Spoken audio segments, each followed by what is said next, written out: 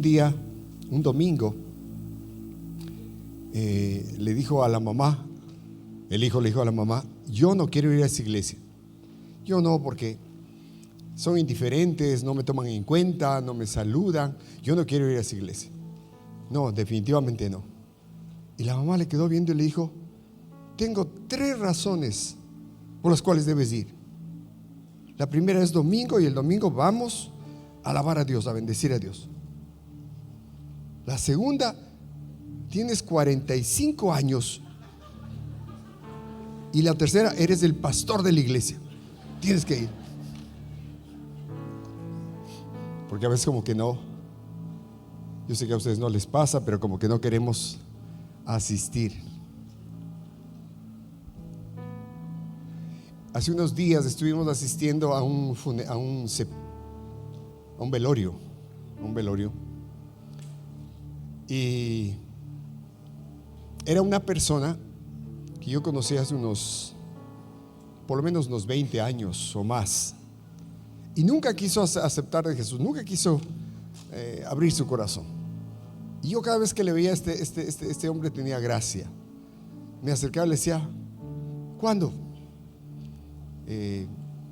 Ya. Y él me decía: Ramirito, cualquier rato, Ramirito, yo le voy por ahí. Y da la casualidad que su esposa o su conviviente abrió su corazón a Jesús y venía y viene a la iglesia. Una mujer linda que ama a Dios tremendamente, y ella estuvo orando por él. Y a veces lo traía a la fuerza, a jalones. Y yo aprovechaba y me acercaba. Se sonreía, tenía una sonrisa agradable, y no volvía. Y hace 12 años la esposa me pidió que les case. Yo dije: él quiere casarse. No sé si quiera, dijo, pero yo quiero casarme. Tiene que casarse. Así que se hizo la boda y les casé. Y yo dije: con esto, este hombre va a caminar. Nada que ver. Se casó y desapareció. Y cada vez que le veía, otra vez: ¿cuándo? Y hace unos 4 meses llegó bien delicado de salud. Parece que sus pulmones se llenaron de agua, no sé por qué. Estaba bien delicado. Y ese día rindió su vida a Jesús. No sé si por la enfermedad, por lo que sea, pero ese día entregó su corazón a Cristo. Y desde ese día, hace 4 meses, él siguió viniendo. Y cada vez que venía yo sentía que hoy tenía una relación con Jesús. Y hace pocos días falleció. Y la noche en el velorio, la esposa nos contaba que hasta el último momento que él partió, les aconsejaba.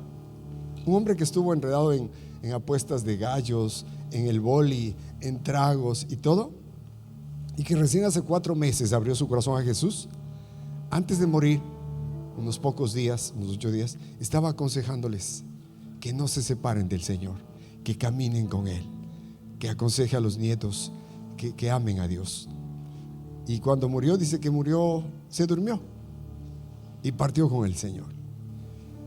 Y con mi esposa comentábamos, decíamos: es la fidelidad, la misericordia de Dios, que a pesar que tenemos corazones endurecidos muchas veces, que menospreciamos o despreciamos las cosas de Dios, Él no pierde la esperanza con usted y conmigo. Él no deja de amarnos. Él siempre nos sigue amando. Y es algo maravilloso, y por eso le animo: si usted está aquí, no es casualidad. Si usted ya tiene una relación con Dios, créalo, Dios tiene un propósito grande en su vida y a través de su vida.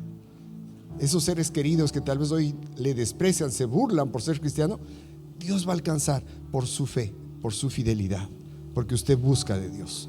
Amén. Entonces, hay esta cita que todos, o la mayoría sabemos, en Lucas 22:41.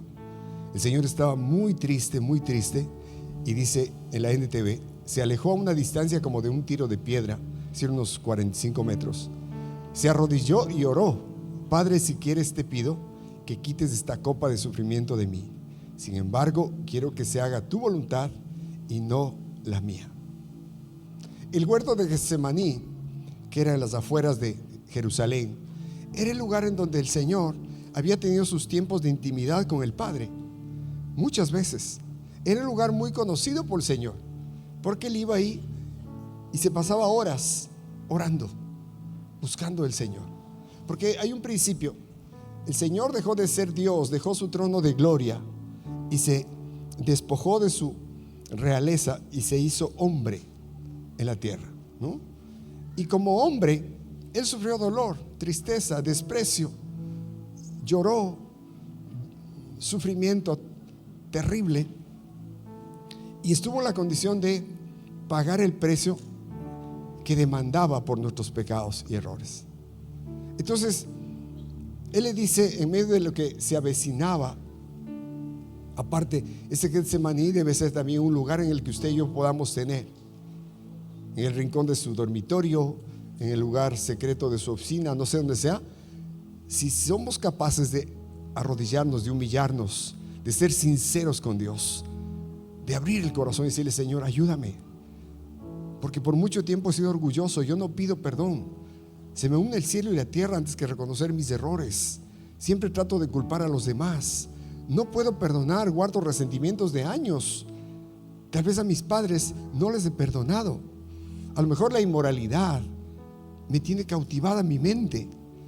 Pero en Getsemaní, en el lugar secreto en donde podemos humillarnos y ser sinceros con Dios, es ahí donde hay victoria, es ahí donde el Señor tuvo victoria, porque le dijo: si te es posible, Padre, que esta copa, la copa es espiritual, esa copa estaba llena de nuestros pecados, nuestras maldades, nuestras desobediencias, rebeldías, inmoralidades, y Jesús tenía que tomarla. Y por eso le dice: Padre, si te es posible que esta copa pase de mí, pero no se haga mi voluntad sino la tuya. Ahora, si es que el Señor no tomaba esa copa, probablemente se volvía al cielo y no pasaba la cruz. Sin embargo, lo hizo. ¿Por qué? Por nosotros. Y por eso estamos aquí. Hay una ley en el Antiguo Testamento. La Biblia dice que la Biblia fue escrita por hombres inspirados por el Espíritu Santo, y todo lo que está en la Biblia fue inspirado por Dios y apuntan a Jesús. En el libro de Éxodo, el capítulo 21, leyendo el 2 y el 3,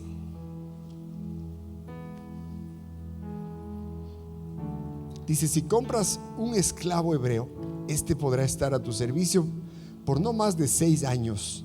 El 7º año ponlo en libertad y no te deberá nada por su libertad. Si estaba soltero cuando pasó a ser tu esclavo, saldrá soltero. Pero si ya estaba casado antes de ser tu esclavo, entonces su esposa tendrá que ser libertada junto con él.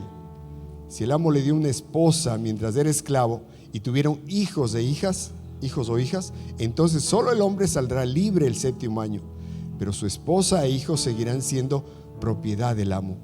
Sin embargo, el esclavo puede declarar: yo amo a mi señor, a mi esposa y a mis hijos, no quiero ser libre. Si decide quedarse, el amo lo presentará delante de Dios. Luego el amo lo llevará a la puerta o al marco de la puerta y públicamente le perforará la oreja con un punzón. Después de esto, el esclavo servirá a su amo de por vida. Las leyes del Antiguo Testamento son lindas cuando vemos a Jesús en ellas. Entonces el Señor dejó su trono de gloria y se hizo siervo, esclavo del Padre. Dejó todos sus derechos, todos sus poderes. Y en Getsemaní él podía haber dicho: yo me voy, yo no quiero esta copa. ¿Por qué? No solamente por el tormento físico, el sufrimiento físico, el dolor, la vergüenza, sino porque iba a ser separado de su Padre. Nunca había estado separado. Todo lo que el Señor hizo aquí, todos los milagros que él hizo, fue porque el Padre obró a través de él. Por eso cuando él multiplica los panes y los peces, primero él ora. Usted lea, ora y dice: Padre, gracias porque tú siempre me escuchas. Cuando resucita a Lázaro, primero ora: Señor, gracias, tú siempre me escuchas. Y resucita a Lázaro. Es decir, Jesús era un hombre, pero el contacto, la comunión, la intimidad con su Padre era grande, profunda. Y todos los milagros que él hizo fue porque hizo la voluntad del Padre. Eso dice en Juan 5:19. El Hijo no puede hacer nada sino lo que ve hacer al Padre, eso hace. Entonces él es el siervo perfecto. Él dice: yo no he venido para ser servido, sino para servir. En esta ley del Antiguo Testamento, el amo obviamente es Dios Padre. El siervo, el esclavo, es Jesús. Y cuando cumple los 6 años, la ley establecía que él podía ser libre. Y si fue tomado esclavo con su esposa, podían irse.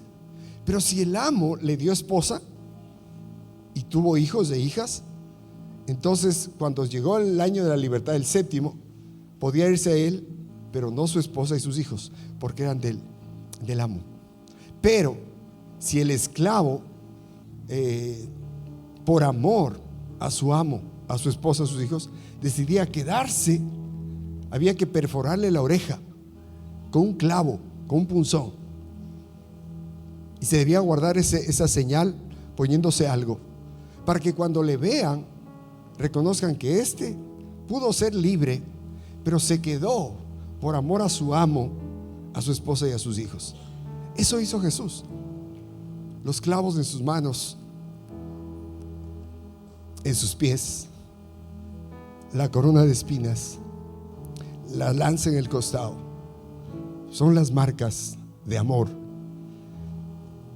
que el Señor aceptó por usted y por mí, porque Él pudo ser libre, pero decidió no quedarse, para que nosotros, cuando nos rendimos a Él, experimentemos el perdón de Dios.